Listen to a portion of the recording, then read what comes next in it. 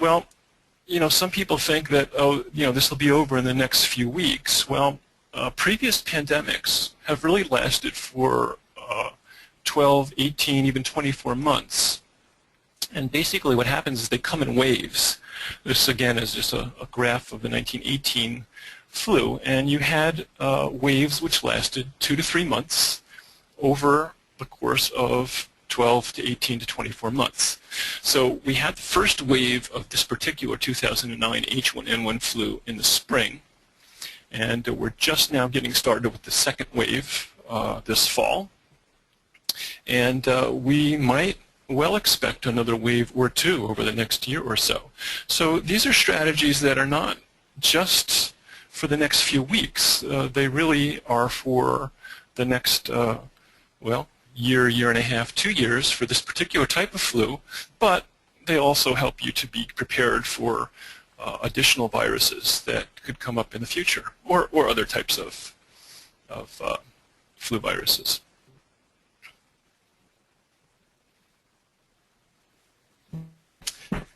So H1N1 is symptom-wise quite similar to the seasonal flu. Basically, they all give you body aches, chills, fatigue, severe cough, usually hacky cough, high fevers, stuffy runny nose, and sore throat. Basically, symptoms are pretty much the same. What's different about the H1N1 is not so much the types of symptoms, but who has wound up in the high-risk groups, where typically the older population is particularly affected by seasonal flu. They have not appeared to be at particular risk of the H1N1 flu. This may be because of some immunity from previous swine-type flu viruses in the past, but to date they have not been the high risk. The high-risk groups have been more the youngest populations, people with chronic diseases, pregnant ladies, immunosuppressed. Hopefully you don't have any of these folks in your company. And people with asthma, other pulmonary diseases. So a little bit different than the seasonal flu in terms of who it's hitting. And we don't really know the full severity of this type of flu. We can usually predict what's going to happen with the seasonal flu, but with H1N1, typically the subsequent waves have been more severe in previous pandemics. We just don't know, so we'll just have to see what happens and try to prepare for the best. So the other type of flu that's out there that we don't hear too much about right now because we have all this swine flu to keep us occupied was the old bird flu. Now, we heard about this a couple of years ago. This was something that reared its ugly head in Asia mostly, affecting birds, wild birds and domestic poultry. And the reason this was of concern is there has been some mutated pathogenic forms that have infected humans and have resulted in up to a 60% mortality. So although it's not very transmissible as of yet, when it has been transmitted, it's been fairly fatal. So it's of concern. So far the spread has been limited. This is something that could undergo a mutation at some point and start to spread. There is a vaccine that has been made for this, which is not in mass production right now, but it is available. And so far there is no significant person-to-person transmission.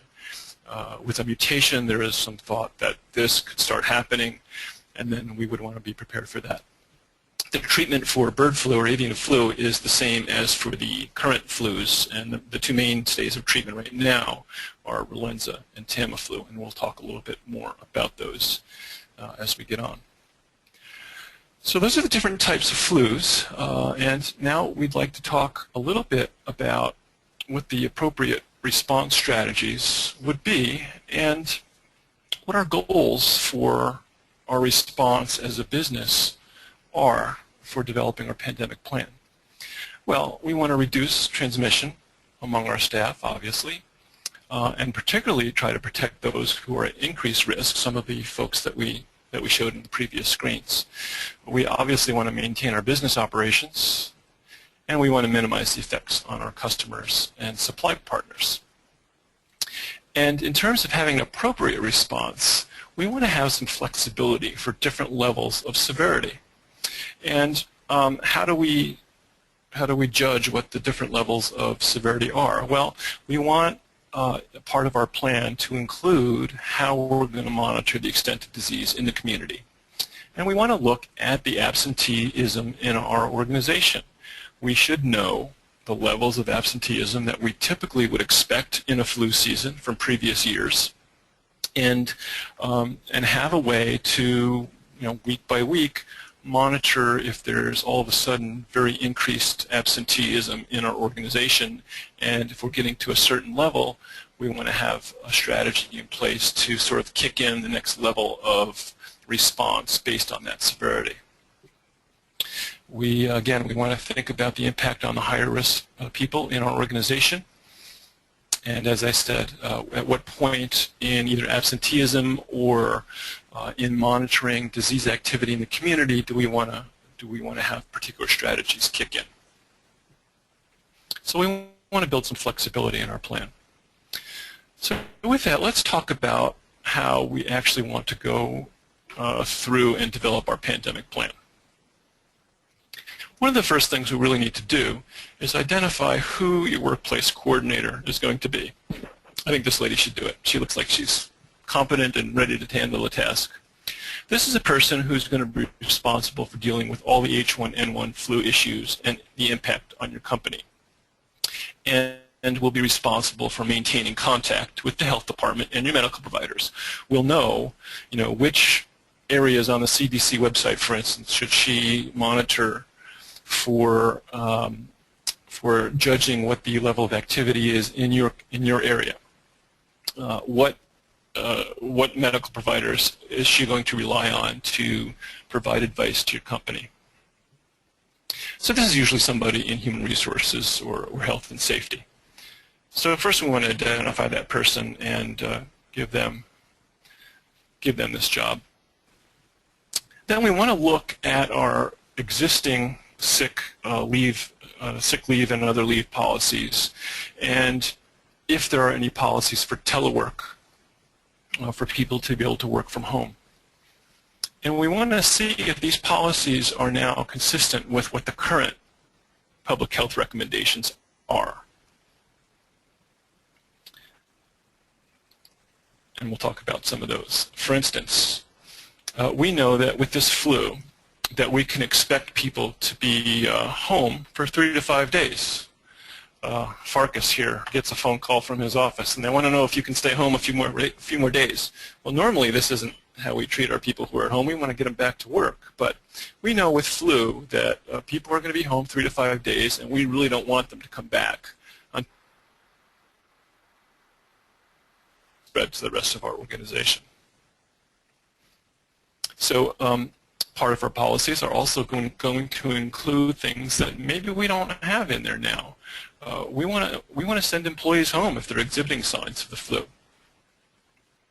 We want these policies to be non-punitive, and in some cases, even forego physician notes if they were required for a day or two absence. More consistent with CDC and other recommendations would be that if someone is home with flu for a typical 2 or 3 days, that they not be required to have a physician note, but perhaps if they were out for a longer period of time than your typical policy, you would require a note for that. Folks who are pregnant and immunosuppressed, you might want to put in policies that have them reducing their contact with customers or other employees, and you might particularly target that group for an earlier response for these strategies as the level of activity in flu in your community goes up, or what's reported from the CDC or the World Health Organization. And as we said before, we want folks to stay home until they're symptom-free for 24 hours, including any fever. So we want to look at those policies, and then we want to specifically put in some policies to limit the spread of flu.